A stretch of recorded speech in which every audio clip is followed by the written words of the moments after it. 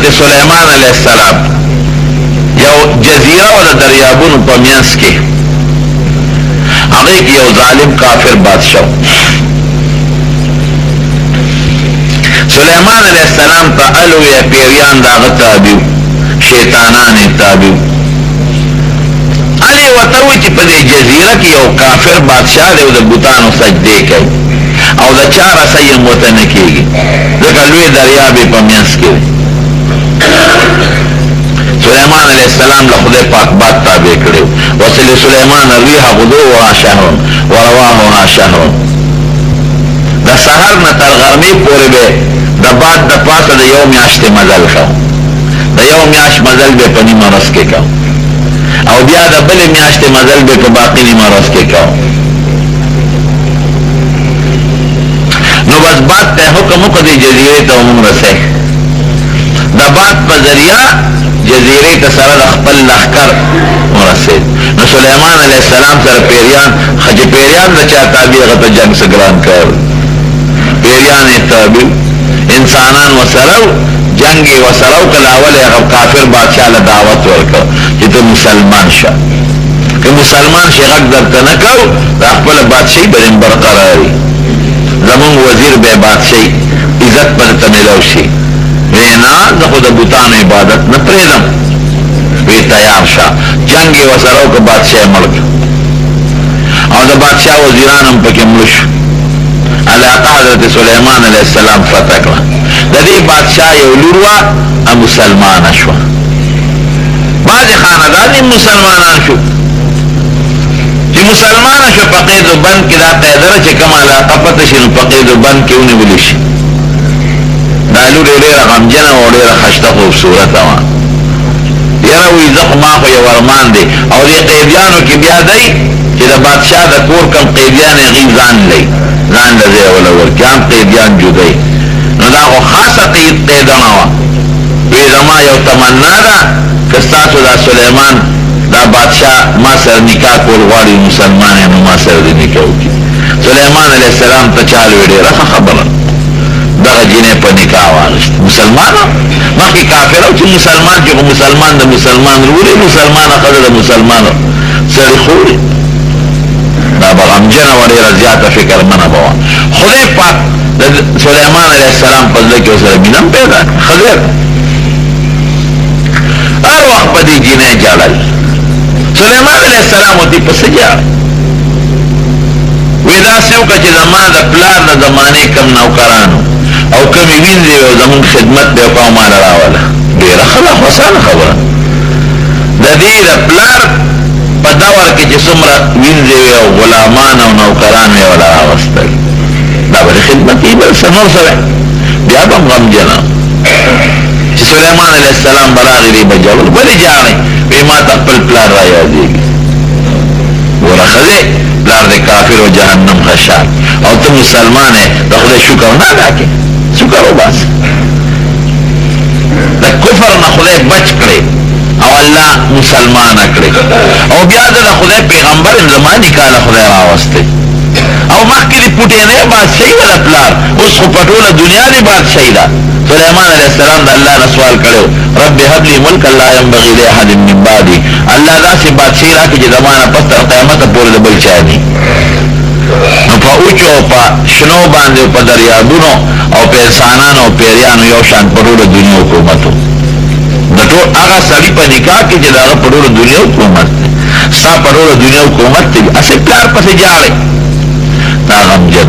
وی ته ما خوشحاله سلیمان علیہ السلام ته وی او وی ښځه ما په خوشحالۍ نو زما خوشحالي په یو څیز کېږي چې دې پیریانو ته دې ووایه چې زما د پلار یو بوت ماله جوړ کړی دې کوټه کې راته ولګېد دغه زمانه کې بوتان جوړول جیز و عبادت یې منه او تصویرونه جوړول جیز و خلکو به ځان له تصویرونه جوړول عبادت منه قرآن شریف کې الله فرمایي وی دې پیریانو یعملون له ما یشاء من محارب و تماثیل وجفان كالجواب وقدور الراسيات اعملوا على داود شكرا وكثيرا من عباده الشكور غط غط حوزونه به ولا جوړو غط غط لوخي به ولا جوړو او تماثيل دانچو ته ډیزاینونه بوتان به جوړو بیت المقدس کی بوتان پراتو عبادت بے منو خلق بل خپل پلان بود جوړ کړو ځان سره به کوټه کې خاو دے او تصویرونه به جوړول دا نقشې په دیوالونو باندې یاره عبادت منو نور تصویر سازی دا جائز و اوس ګورې بالکل منع نه اللہ وی نبی علیہ السلام فرمائی کہ اللہ وی حدیث قدسی دے تاسو زما پشان چیزونه جوړاوه تاسو کو نقشې جوړاوه ځکه طاقت می د غنم د دانې پشان دانه جوړ کېږي زور سره وای د اوربشر دانې پشان یې سره جوړ کې جوړول شي نه ولی د خدای سره ځان برابر وي چې خدای هغه انسان پیدا کړی چې روح پکې نشتا زم داسې پیدا کوم او جوړم چې هغه څه خدای کې روح پکې نه کنه خدای منع کړی دا خدای پیغمبر منع کړی دا د غیر دی روح خیر دی اجازه در تشته د ډول د پاره دا د ډول د پاره جوړول شي لکه اونه جوړه کا د غر نقشه جوړه کا سندره د وبو د روح باندې علماء لیکي بیا چې انسان د روح تصویر ضرورت نو هغه ځای کې انسان په دامیاس کې پرې کې او کوم ځای کې چې انسان پرې شي او جمدې نه پاتې کېږي دومره جوړول شي لکه په خېټه کې چې انسان پرې کې جمدې نه پاتې کېږي نو د خېټې پورې دا بره تصویر دام د ضرورت بې ضرورته نه ګوري لکه نوٹ ته مثلا شناختی کارت دی ایډنټي کارت دی پاسپورټ دی دا د ضرورت لپاره بې ضرورت هم نه انسان نه کلاس پرې کې جمدې پاتې کېږي نو دا د تصویر کې لاس یې نه غمنه چې دا دې کې تصویر کټ شوی چې بالفرض انسان التکټ کې جمدې نه پاتې کېږي دا د ضرورت لپاره د ضرورت نه نو دا منې تصویرونه ښه په موبایلونو دا او یا داسې لیکل د دې نظام ساتي بهر کیفو وی مالا نو زمانی کې دا جایز دا تصویرونه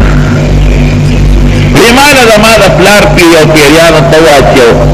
خشته ډیزاین جوړ کې نقشه کې داسې کې زما د پلار هو به هو شکلي نو بس زما غم به ختمي هغې ته به ګور متصلي به نه کېږي وی دا خو اسانه خبره پیریانو ته حکم به چې چاره دې پلار لیدلی هغې مونږ به جوړ کړو یو خشته مزېدار د دې د پلار شکل یې جوړ کړو ډابچه او دې ته کوټه کې کېښو یو ګوره فرق پکې شته وي ټیک دی او بیا د دې پلار چې به که جامې په جونده غوښتې دقسې جامې دې برابر کړې هغې دې بوت ته واچولې وی په دې به زه د خپل پلار تسلي کړم اوس به خوشحاله یم حضرت سلیمان علیه السلام دا شیطاني چال دی څو ورځې تېرې شوې هغې بوت ته سجدې شروع کړو سلیمان علیه السلام ته نه دی خبر او یوازې دې ښځې یې نه د هغې چې څومره وینځې وې چې څنګه یې د هغه بادشاه په کور کې عبادت کاو خو د دې وینځې وې د دې نوکرانې وې او سره دي همدغه شی د سلیمان علیه السلام په کور کې شروع شو ده ته پته نه لګي نه خبره ده چې دې به راغې بیا به عبادت نه کوو چې دې به بار ورته عبادت او سجدې به شروع کړي د دې یو عالم و د حضرت سلیمان علیه السلام د تورات یوسف ابن برخیه هغه به وعظ او نصیحت ته وغله خدای په ښکلی اواز هم ورکړی او د هغه په اواز کې اثر هم بعض انسان له الله اواز خوش ته خدای پاک ورکړي او اواز کې اثر هم یو ځل یې بني اسرائیل لا یو ځای کړ وی سلیمان علیه السلام کی اجازه دې قوم ته یو څو خبرې کوم وی څه ورته وی د پیغمبرانو واقعات ورته بیان نو دې یوسف د پیغمبرانو واقعات د آدم علیه السلام نه شروع کړل او دا یو پیغمبر واقع بیانوله حتی چې سلیمان علیه السلام را ورسېد نو د سلیمان علیه السلام د هلکانې واقعات یې ذکر کړل باقي غږ بند شو غږ یې ونه کړ مجلس ختم شو سلیمان علیه السلام چې خپل تخت ته واپس راغی دې راغی یوسف بن برخیه ورته وی د نمې غټه ګیله ده وی څنګه وی د ټولو پیغمبرانو د پوره واقعات ذکر کړل او زما د صرف د هلکانې قصه ذکر کړه او باقي دې هغه ذکر ونه کړه یو باقي مې ونه کړه وی ولې وی باقي مې ځکه ونه کړه چې باقي ته خبر ځان نه وی نه زه خو نه یم خبر وی ستا کور کې د بوت عبادت کېږي غیر الله د خدای نه ما سوا د بوتانو عبادت کېږي دا شرک دی عبادت و صرف د یو الله کوي او که چا د الله سره په عبادت کې بل څوک ملګری کړ دوی ته شرک کوي کفر دی دا ډېر لوی جرم دی عظیمه ګناه ده په دې پوه شو دی ښه څلوېښت ورځې دا کار شو 40 دی تور ته منډې کړې او هغه بیبي یې راونیوله تحقیق چې وشو خبره رښتیا وه هغه بوټې مات په ټوټې ټوټې یې کړه هغې بیبي له هم سزا ورکړه هغه نورو له هم سزا ورکړه خو سلیمان علیه السلام پوه شو چې دا خو زما په کور کې لوی جرم شوی دی ما له هر کله چې الله به دا سزا راکوي هغې یو بوټه وه بوټه هغې کې الله ډېر لوی کمالات راوړي او داسې کمالات وي چې دا چپیریان او دا ارث او دا شیطانان دا ګوتې د وجې نه تابي او په هغې د پاسه ابن عباس رضی الله عنه لیکلي دي په هغه ګوتې د پاسه دا الفاظ لیکلي شوي اللهم احیني سعیدا وامتني شهیدا خدایه ماله د نیکبختیا ژوند راکړي ژوند چې مې نیکبخت دی او خدایه مرګ د شهیدانو راکړي دې په ګوتې لیکلي اللهم احیني سعیدا د سعادت او د نیکبختیا چې د نیکبخت هم داسې ژوند راکړي خدای دې موږ هم داسې ژوند راکړي او بیا لیکي ورپسې وامتني شهیدا چې خدایه مرګ د شهادت راکړي دا به ګوتې ته کتل اروا دا سوچ پې کا نو چې دې به کله غسلخانې ته ته الله نو به ګوره اللهم چې غسلخانې ته به کله ته ما ګوته به وویسته دا یاد ساته وروڼه دا ګوتې د سرو زرو د سپینو زرو جوړول دا ګریمنه دي ښه سړو دپاره هر قسمه ګوته منه ده که د سرو یو که د سپینو یو که د کام د سرو زرو استعمال خو ډېر خطرناک دی د قیامت پر ورځ دا ګوتې چې چا جوړې کړي نو خدای پاک به د ده په ګوتو کې دقسې زنځیرونه واچوي جهنم کې جهنم زنځیرونه به یې راکاږي البته د سپینو زرو د درې نیمو ماسو پورې اجازت شته د سپینو زرو ګوته د درې نیمو ماسو پورې هغې نه زیاته نه هم علما وایي د سپینو زرو ګوته د درې نیمو ماسو هغه چاله اجازت دی چې څوک بې پاسه مهر جوړ کړي ځکه حضور پاک پې د پاسه مهر جوړ کړی او که چا داسې ګوته اچولي او په هغې د الله نوم یې نو دی به غسلخانې ته استنجا ځای ته نه داخلوي دی چې به اودسمات یې له ته دا ګوته به بیبي له ورکړه چې راوګو بیا به یې وله ورکړه یو ځل غسلخانې ته لاړ دا ګوته یې بیبي له ورکړه یو سرکشه شیطان راغی د سلیمان علیه السلام په شکل بیبي ته یې ګوته راکړه او د سلیمان علیه السلام په شکل ګوته یې ورکړه شیطان لار په تخت شاهي کېناست شکل د سلیمان علیه السلام او ګوته ورسره راغی کې خو کمالات دي بادشاہی ہے شروع کو ټول خلق کې تابع دی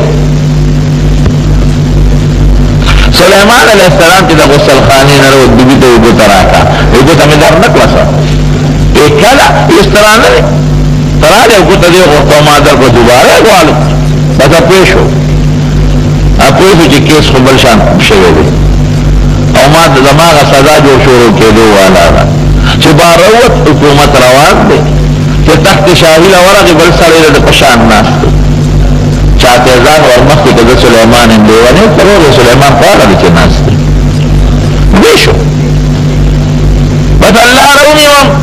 او الله به مې څه انتظام کوي ځان د دریاب غاړې نه او هلته الله ته جړل شروع کړل یا الله ما جرم کړی دی واقعي ما زیاتې کړی دی ګوره داسې جرم نو ځکه دا معنی چې بت جوړل جایز او عبادت خو ده نه کوو نه د په حکم کېده لیکن نو لوی سړی چې لږه غلطي وکړي نو الله پې مضبوطه سزا ورکوي یونس علیه السلام څه ګناه خو نه وه کړې او د مۍ ګېډې ته خدای پاک وروسه صرف د الله نه بې مشورې د وطن نه روان شوی الله خو منې کړی نه چې مزه جاړي الله ته او جړا کوي او هلته به خلکو مچمارانو میان به نیول هغې سره به خپل بزرګات ته هغې به ورسې ډوډۍ موډۍ کب ورکړه نه به یې پوخ کړه هغې سره به یې خدمت هم کړ او په جړا سره دې خو حکومت خو چلېږي خو چې کم نیکان علما بزرګان دي هغې بل شان شوی محسوسوي هغې دا خو هغسې حکومت نه دی لکه څنګه مخکنی حکومت سړی هغه سړی د سلیمان علیه السلام ای ویلو مګه دي پیریان هغه سي تابع دي کار هغه سره د ګناه اډرونه چالي کی جالي مخکې د نیکیو د ګناه اډر چلیږي دوکه بیبیانم پیوي بیبیانه خو پیشو چې شیبل چاوله دی اس کو مداخلت هم نه کېږي بیا هغې خپل میټنګ د علماو عالمانو راووخت وی تاسو څه محسوسه دی ټول یې بلکل محسوسه وی څه محسوسه دی وی موږ دا هغه حکومت نه محسوسوو کوم چې څو ورځې مخکې یا خو سلیمان علیه السلام دماغ خراب شوي دي یو مغه دی خو څه فرق پکې راغلی او یا څه مسله دار څه چل چې دی بیبیانو نه چې تپوس وکړه هغې ورته ویل چې او بلکل همداسې ده هغې بیبي معلومې چې دقسې ما نه ګوته یو ځل یو او بیا راغې وي چې زما ګوته راکړه اوس نور نه پوهېږم خو مونږ ته هم دا هغه نه معلومېږي او نه مونږ دې ځان ته پرېږدو خدایه داسې کېږي هغې توراتونه راواغېستل هغې علماو نیکانو خلقو او د هغې تلاوتونه یې شروع کړل بچې دا شیطان پوه چې اوس ګېرېدو والی نو د هغه تخ نه والوتله او ګوته یې په دریاب کې وګرځوله مطلب یې دا و چې که دا ګوته سلیمان علیه السلام له په ګوته ورله خو بیا یې مونږ تابع یو راشه دریاب کې به وغورځوم نو کم از کم مونږ به د غضبه خلاص شو که نه هغه یو کب تېره کړه او اتفاق ته ګوره چې د سلیمان علیه السلام د کوم مچیمار سره به کار کو هغې مچیمار دوه کبان راوویستل د دې ویې دا یو پکې ځان له خرڅ کړه چې د هغه اوس خپل د په میاشت اوسې را ګوته پکې راووته قرآن شریف کې الله دې ته اشارت کړې واپس راغی په خپل تخت شاهي او هغه پیرې یې راونیو هغه خطرناکه سخته سزا ورکړه شیطان ته دې په کور کې څلوېښت ورځې عبادت شوی د بت دا په کومه ورځ چې حضرت سلیمان علیه السلام ته دوباره بادشاهي ملا شو دا د عاشورې ورځ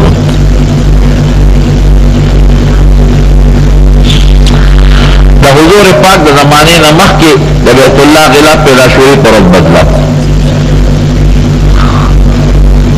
دا به د هغې د عاشورې تعظیم کوو او نبی کریم صلی الله علیه وسلم باندې لومبی چې کومې روژې فرض وي یو پکې د عاشورې وه د رمضان نه مخکې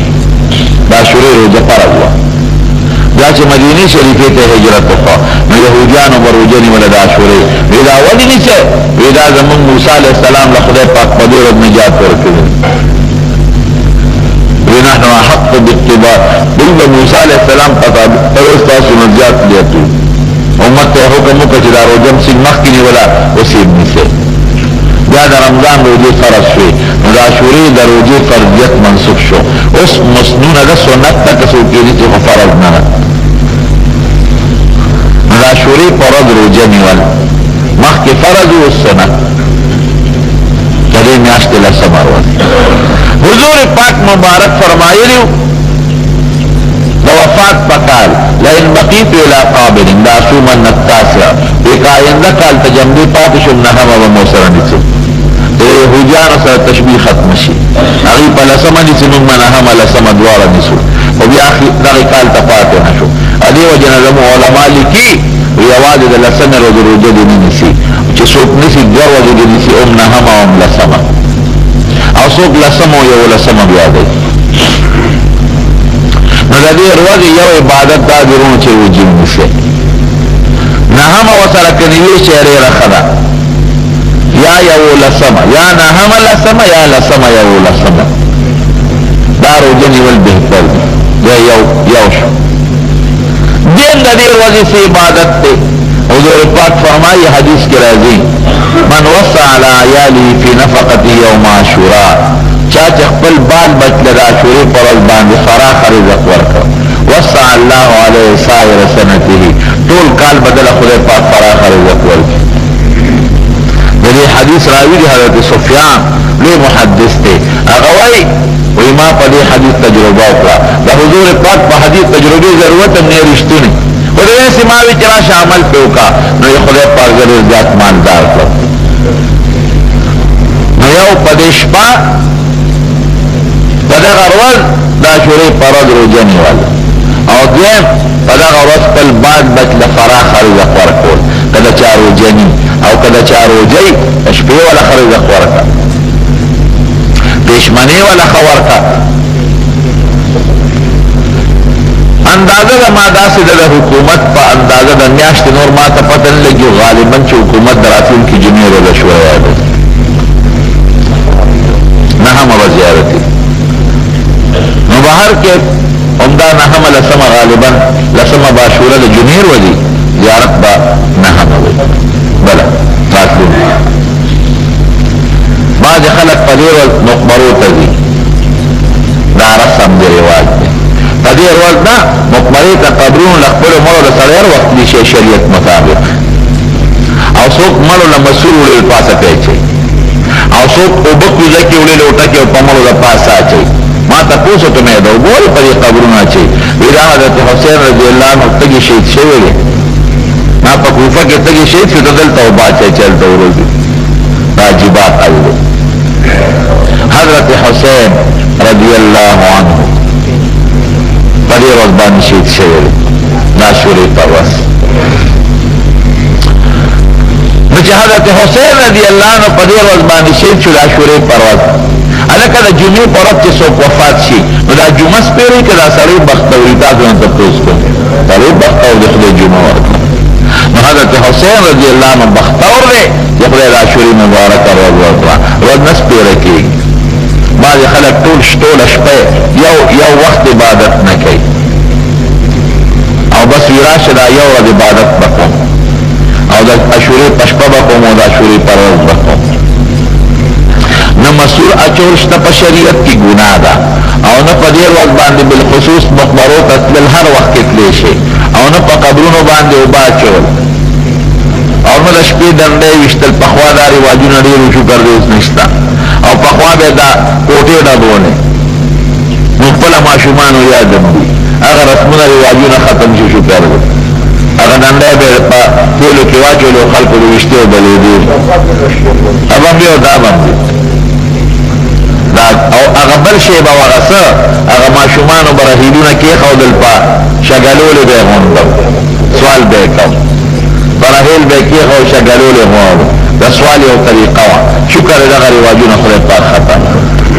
حضرت حسین رضی الله عنه له خدای پاک شهادت ورکړه د هغې بیان به راته انشاءالله راتلونکي جمعه وکړو